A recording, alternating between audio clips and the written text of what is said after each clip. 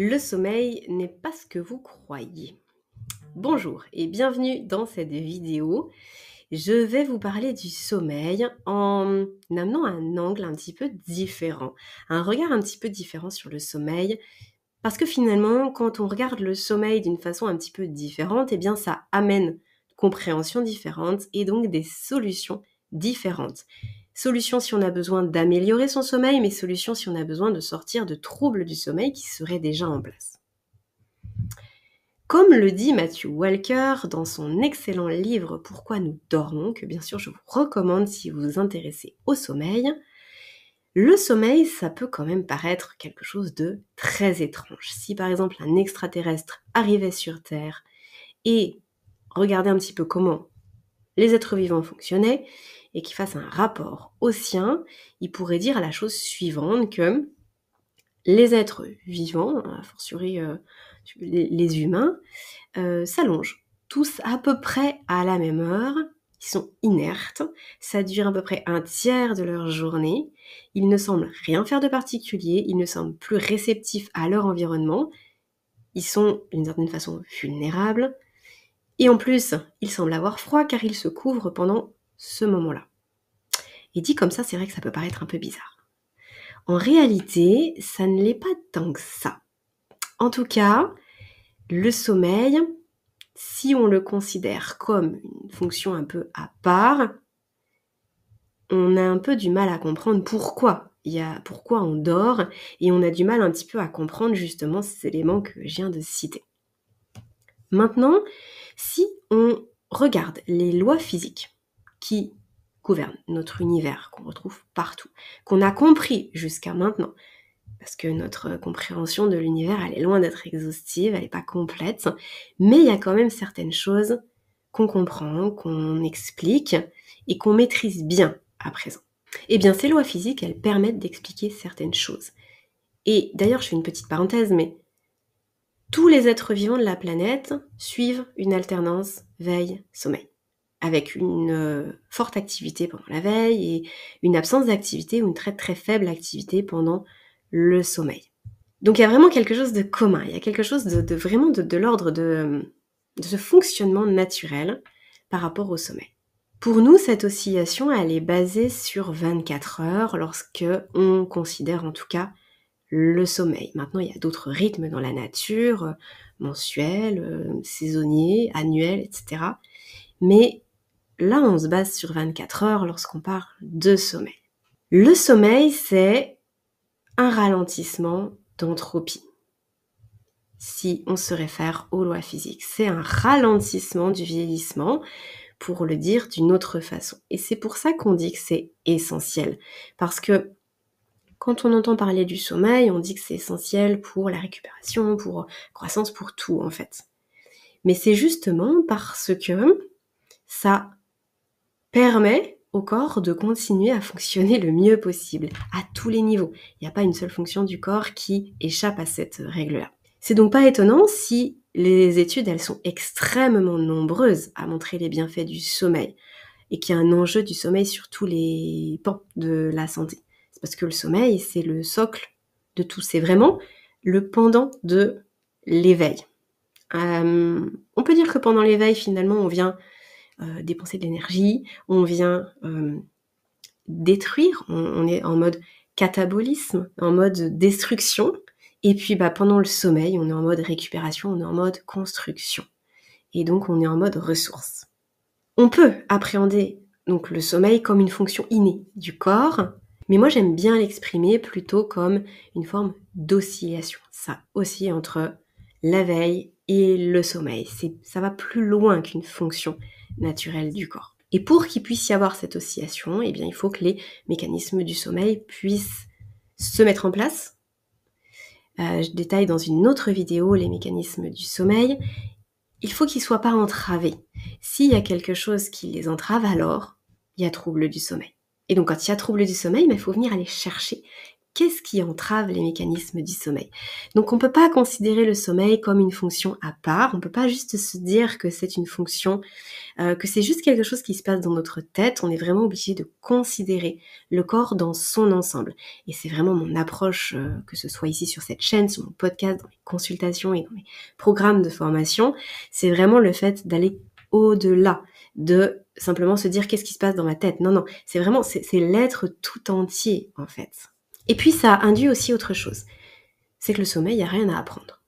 Parfois je le lis ou je l'entends, qu'il faut réapprendre à dormir, apprendre à son corps à dormir. Ça pour moi c'est de la foutaise en fait. On va pas apprendre à dormir. On va apprendre à pas entraver les mécanismes du sommeil.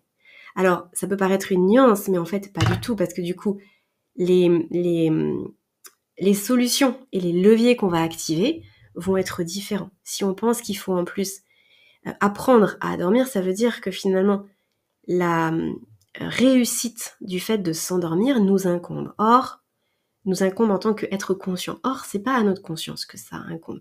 Ça se joue à un niveau vraiment autonome dans notre corps. Alors, bien sûr que nos pensées, notre conscience peuvent entraver et sont des éléments à prendre en compte, mais c'est pas nous qui allons décider, oui, là tout de suite, hop, je m'endors, et puis je m'endors pendant 8 heures. Non, ça c'est notre corps, en tout cas son fonctionnement autonome, qui a la main là-dessus. Il faut vraiment en avoir conscience pour ensuite pouvoir activer les bons leviers. C'est intéressant de savoir que le sommeil, justement, en ce sens où c'est intrinsèque à nous, à l'être vivant, eh bien, il se met en place dès la vie in utero. Alors certes, il va évoluer tout au long de la vie, entre le moment de la naissance, l'enfance, l'adolescence, adulte, senior, mais il y a une oscillation veille-sommeil. Et puis ce qui est intéressant à prendre en compte aussi, c'est le fait que c'est pas du tout un temps où il se passe rien. On peut avoir l'impression de l'extérieur qu'il se passe rien lorsqu'on dort, ce n'est pas le cas.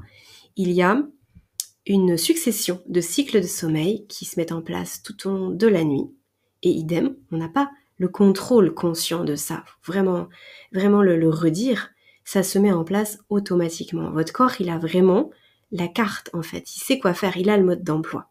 À partir du moment où c'est pas entravé, où il peut le faire, il va le faire. Et donc dans ces cycles de sommeil, on va retrouver différentes phases de sommeil, les phases de sommeil lent léger, phases de sommeil lent profond, phases de sommeil paradoxal, que vous allez peut-être entendre sous le terme de Rapid Eye Movement, c'est REM en anglais pour les mouvements rapides des yeux. Ça correspond à la phase des rêves, et effectivement c'est une phase où le corps est très calme, et par contre les yeux sont très très agités parce qu'il y a une agitation, une très très grande intensité en fait au niveau cérébral. Et donc heureusement que le corps bouge pas, parce que sinon on pourrait se faire du mal ou faire du mal aux personnes qui dorment à côté de nous.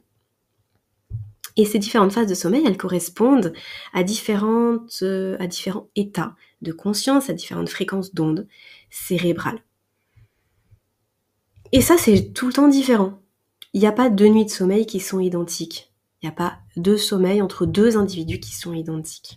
Et donc ça s'enchaîne tout au long de la nuit.